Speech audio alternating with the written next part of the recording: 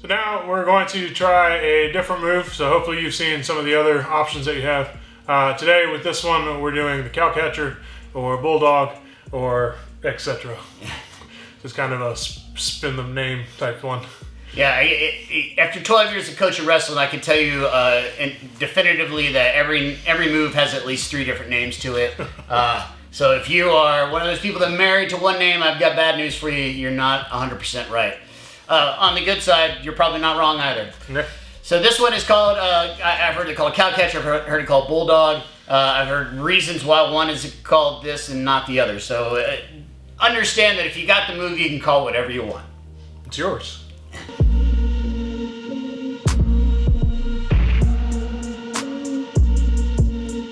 All right, so basically, we're going to start with a point. Whenever I do get the snap down, there is one thing that I want you to establish immediately, which is that when they get them down, like here, you want to immediately take control of their body, not let them have too many options, right? So before, when we started the cradle, we didn't really hit this as much. So I want to get my chest on their back. I want to give them as much pressure as I can. If I'm on my toes still, I can actually push into them. That's going to help. It's not just a big man thing. Yeah, this is an everybody thing.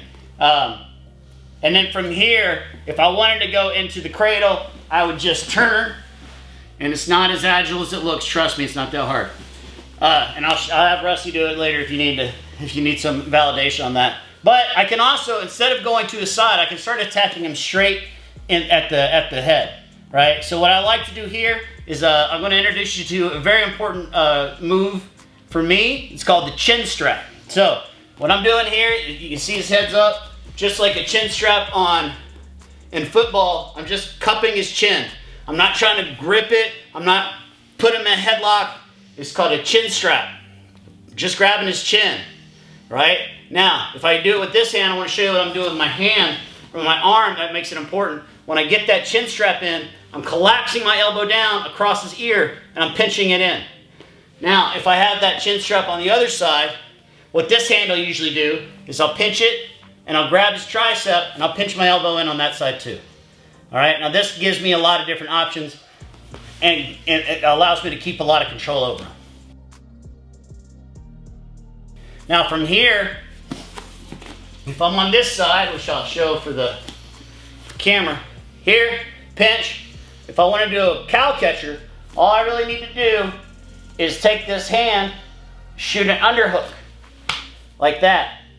And then I'm going to get up on that leg, and I'm going to drive him that direction, pushing his head down, putting the underhook up. It's going to be really hard for me to get this on Rusty, but I can still do it. If I can get my... You're going to find that a lot. If you're a big guy, you're going to find that it's going to be a point of no return. You're going to be in great position, and then you're going to go over and you're not going to be able to stop yourself. Mm-hmm. So, but this is what it looks like if you're going to do it on somebody. Not technically something I would do to Rusty, something Rusty should definitely do to me.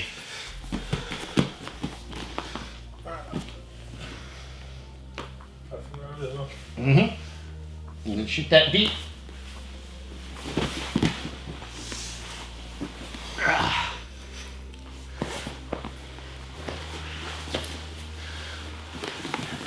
One more time. When he gets his underhook in, he wants to really drive off of that other leg. So this time I'm going to have it, we're going to be like this. So that you can see what he's doing on this side.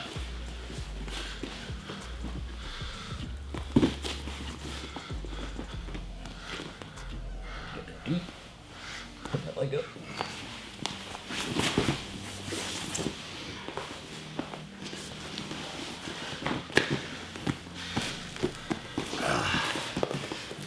Now, if you're a bigger guy, you could probably finish that on your knees.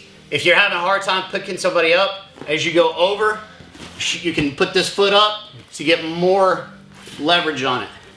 But overall, when most people go for, or most people are going to go for back, what you're going to find the common denominator here is you would much rather be side control, pressure down. That's going to be a much easier game for you at this stage at I least. think that's my favorite part is they're expecting what you hear in every other class, which is hooks. They're looking for hooks or they're looking to protect their neck. And you're just finding ways to crack them open, push them around in ways that expose them rather than them thinking that you're ready to climb on their back. So, yeah, that's a nice one. Yeah, it's definitely a direction that you get to go and that you can develop that a lot of people aren't really expecting.